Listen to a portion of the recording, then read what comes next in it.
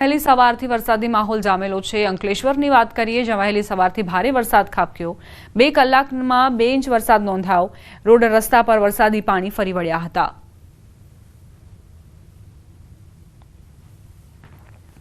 દાહોદ જિલ્લાના વાતાવરણમાં પણ પલટો નજરે પડ્યો। જિલ્લામાં વરસાદનું આગમન થયું। કાળા ડિબાંગ વાદળો સાથે વરસાદ વરસ્યો। જિલ્લામાં છૂટો છવાયો વરસાદી માહોલ જામ્યો છે। દાહોદ, ઝાલોદ, લીંબડી, વરોડ, મીરાખેડી, કારઠ જેવા ગ્રામ્ય વિસ્તારોમાં વરસાદ નોંધાયો હતો। કમોસમી વરસાદને લઈ ખેડૂતોમાં ચિંતા પ્રસરી। ધૂળના કારણે રોડ પરની વિઝિબિલિટીમાં પણ ઘટાડો થયો। સમાચાર જૂનાગઢથી પ્રાપ્ત થઈ રહ્યા છે। વરસાદમાં કેરીને ભારે નુકસાન પહોંચ્યું છે। માર્કેટિંગ યાર્ડમાં કેરીના બોક્સ પલળ્યા। હરાજી માટે આવેલી કેરીને નુકસાન થયું। કેરીના 17,000 બોક્સ પલળી ગયા। કેરી પલળી જતા વેપારીઓને લાખોનું નુકસાન। વેપારીઓએ યાર્ડ સત્તાધીશો પર બેદરકારીના આરોપ મૂક્યા। યાર્ડમાં તૂટી ગયેલા શેડ અને પૂરતી જગ્યા ન હોવાના કારણે બોક્સ ખુલ્લા મેદાનમાં રાખવામાં આવ્યા હતા। ઇન્સ્પેક્ટરે કહ્યું કે કેરીના બોક્સને નુકસાન થયું છે, પણ કેરીને મોટું નુકસાન નથી થયું। સફાઈ કામદારોની હડતાળના કારણે ગંદકી વધી હતી।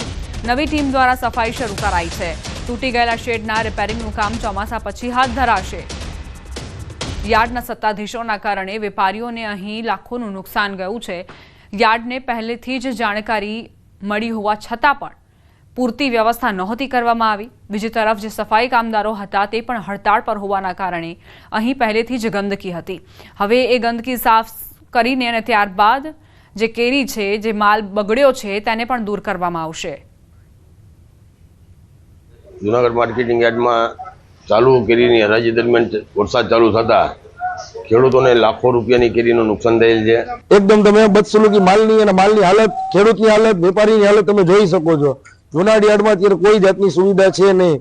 ખેડૂતોના કરોડો રૂપિયાના માલના આજે જે નુકસાન થયું છે। અચાનક વરસાદ આવતા કેરીના બોક્સ પડેલા છે, પણ કેરીમાં કોઈ નુકસાની નથી। ફક્ત બોક્સ પડેલા હોય છે। શેડની વ્યવસ્થા છે, પણ શેડમાં શાકભાજી અને ફ્રૂટ બંને હોય, બંને સાથે હરાજી થતી હોય એટલે થોડીક સંકળામણ થાય છે। અંકલેશ્વરમાં કમોસમી વરસાદે ધરતીપુત્રોને ભારે નુકસાન પહોંચાડ્યું। ખેતરમાંથી કાપેલો ડાંગર ખુલ્લામાં સૂકવવામાં આવ્યો હતો, જેથી સારા ભાવ આવે, પરંતુ કમોસમી વરસાદે વરસતા પાક ભીંજવી દીધા।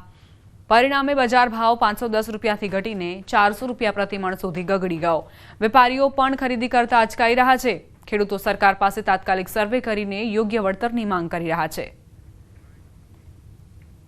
સૂકેલો માલમાં પાછો વરસાદ પડવાથી જે એમણે નુકસાન હતું કે ભાઈ ઓછું નુકસાન કરે, એમાં પૂરેપૂરા નુકસાની થઈ ગઈ છે।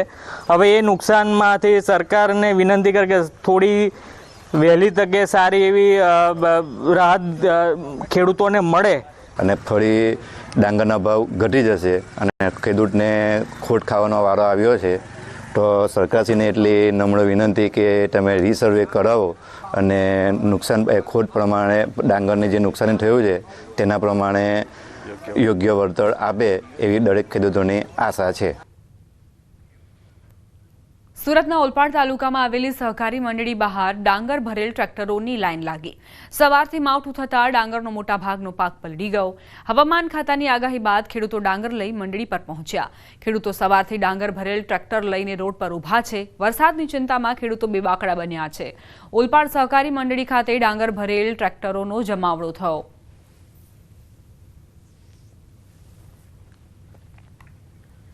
તેજ પવન સાથે ખાબકેલા વરસાદે ખેડૂતોના જીવ અદ્ધર કર્યા। સુરતના ભેસાણના કુકણી ગામમાં ડાંગરના પાકને નુકસાની પહોંચી। ખેતરોમાં સુકાવા મૂકેલો ડાંગર પલળ્યો। મોટા પ્રમાણમાં ડાંગરના પાકને નુકસાન પહોંચ્યું। ખેતરોમાં સુકાવા મૂકેલા ડાંગર પાણીમાં ગરકાવ। પાવડા વડે ડાંગરના પાકને ભરીને સુકાવવાનો ફરી પ્રયાસ કરાઈ રહ્યો છે। પાકમાં સડો લાગવાની ખેડૂતોએ ચિંતા વ્યક્ત કરી।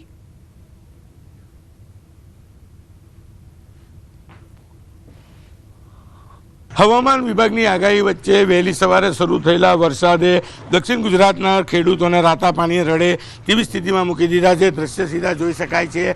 ઓલપાડ જિલ્લાનું કુકણી ગામ છે કે આ ગામમાં તમામ માલ તૈયાર હતો, ખેતરમાં તૈયાર હતો અને આજે યાર્ડમાં પહોંચે પહેલાં જ વહેલી સવારે શરૂ થયેલા વરસાદે તમામ માલ ભીનો કરી નાખ્યો છે, જેને લઈને ખેડૂતોને મોટા પ્રમાણમાં નુકસાનની વેઠવાની વારી આવી છે। એટલી હદે વરસાદ પડ્યો કે પાકને તો નુકસાન છે, સાથે સાથે ખેતરોમાં એટલું પાણી ભરાઈ ગયું છે કે હવે તૈયાર પાકને બહાર કાઢવા માટે ખેડૂતોને ખૂબ જ મહેનત કરવી પડી રહી છે. દ્રશ્ય ઘણું બધું કહી જાય છે. દક્ષિણ ગુજરાત અને ખાસ કરીને ઓલપાડ જિલ્લાના 20 કરતાં વધુ ગામોમાં ક્યાંક માલ કટિંગ થઈ ખેતરની અંદર હતો તો ક્યાંક ખેતરની બહાર ભેજ કાઢવા માટે સૂકવેલો માલ હતો અને વરસાદ પડતા તમામ માલ પલળી ગયો છે. એટલે કે મોટા પ્રમાણમાં ખેડૂતોને નુકસાન છે. દ્રશ્ય જે પ્રકારની સ્થિતિ બતાવે છે કે ખેતરમાં તૈયાર હતો માલ અને આજે યાર્ડમાં પહોંચે એટલે ગણતરીના કલાકો પહેલાં જ 12 વાગે યાર્ડમાં પહોંચવાનો હતો અને વહેલી સવારે 6 વાગે શરૂ થયેલા વરસાદે